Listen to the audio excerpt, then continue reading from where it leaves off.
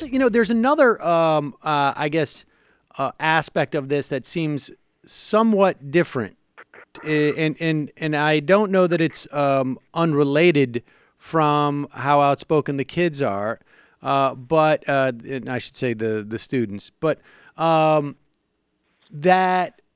and this isn't my this would not be my first choice in terms of how we deal with this issue, but it is, you go with the I guess the opportunities you have. The NRA is becoming somewhat toxic to corporate America. Yes. Not totally, but somewhat toxic. And for instance, REI that's now, what was reporting. Yeah, REI basically stopped selling Camelback water bottles, Bell bicycle helmets, Giro ski goggles, because they're owned by Vista Outdoor, which is a broad-based, I guess, like retail holding company or something like that. And they make gun and ammo, or they own gun and ammo makers, and they have a strong connection to the National Rifle Association. And so REI has done that. And we had Dick's, of course, said they're going to stop selling semi-automatic weapons. You have, these aren't going. So the Dick's thing, though, is even bigger, I'll say, because Please. They're one of the biggest guys out there.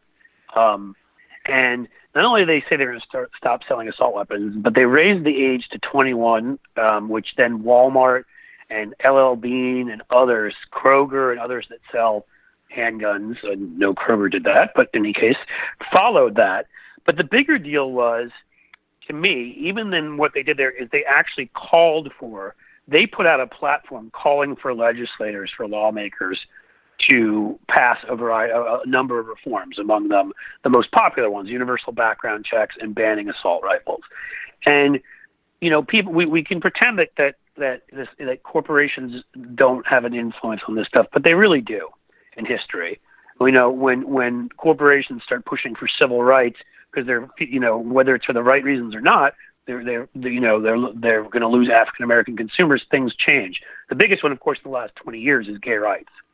When companies started offering domestic partner benefits and stopped being sort of threatened and felt they didn't have to respond anymore to the threats of these right-wing ghoul organizations like the Family Research Council in D.C., because they realized a generation was coming along, especially the people they wanted to buy their product, and who were different.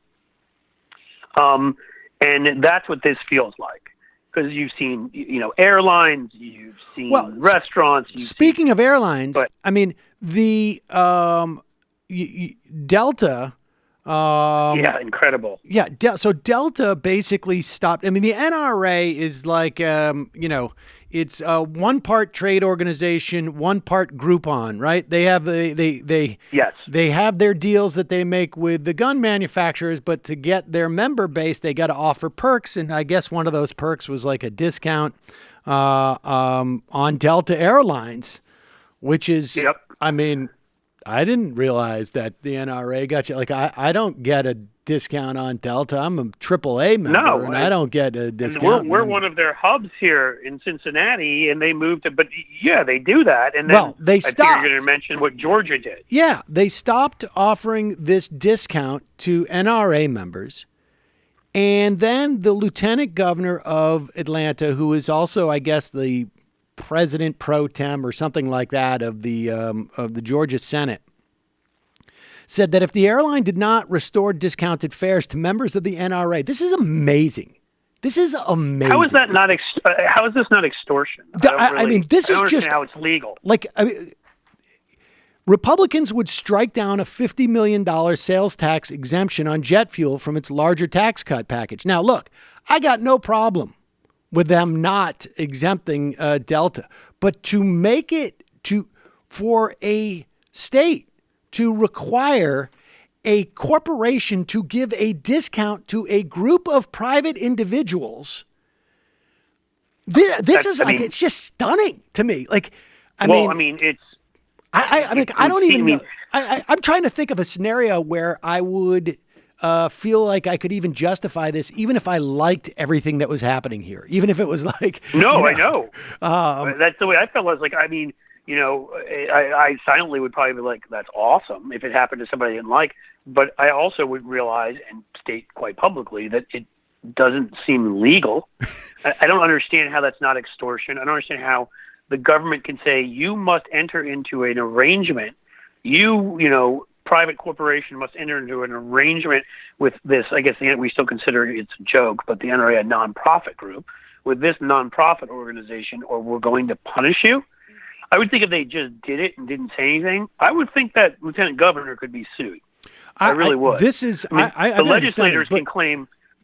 Go ahead. Well, I mean, in addition to the sort of the questionable legality of it, you got to wonder just like, is this an indication of the effect or the concern that the NRA is feeling about this? Because, I mean, I think like we have yet to, first of all, how many times have we talked about this stuff? How many times have we talked about the NRA? And now we're finding out, this time that they had a deal with Delta, that they had a deal with a bunch of other stuff because people are backing out of this. And right. so I had no idea. And I knew they had some deals out there. I was aware of with some companies. I had no idea about that and some of the ones with airlines and that kind of thing. And of course, now I think the cat's out of the bag. You're going to see people go directly at these corporations and say, you're choosing a side. Are you going to enable the NRA to do what it does? Because every discount you give goes into essentially adds to their coffers for their ability to lobby to have more weapons, to have reciprocity. People can take their handguns across state lines. I mean, all of this. And I think this is going to get more sophisticated. The other element, and we've talked about this in the past, was it took a couple of days, but within a couple of days, we started seeing profiles of the CEO of the formerly Smith & Wesson, now the American Outdoors holding company or whatever it is. And so I know what the CEO of the manufacturer of that weapon looks like. And I think that's a very healthy thing too. If you're going to make your money. Well, if they can't sort of hide in anonymity, I mean, we've talked about this and we've agreed very strongly and it's this for a while.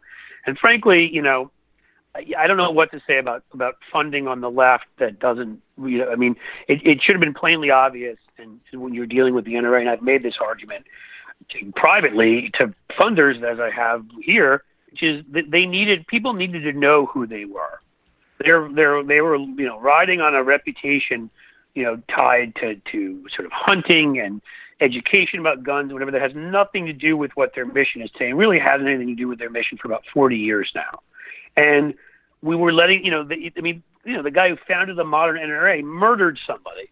The legal counsel murdered his girlfriend's parents. Like, there's people on their board that openly supported apartheid. There's Ted Nugent. That's a whole category in and of itself. We could go on the whole show about that guy. I mean, the point is that when you look at just the rogues gallery of their executives, their board members, it was sort of like this. It's not difficult if somebody will put the effort in to toxify these guys. People just need to know. And now these kids are sharing this stuff. Again, maybe it's disrespectful for me to call them kids too, so I should call them students. They're sharing all of this, and the rest of us who've been out here doing this stuff, are amplifying it as best we can.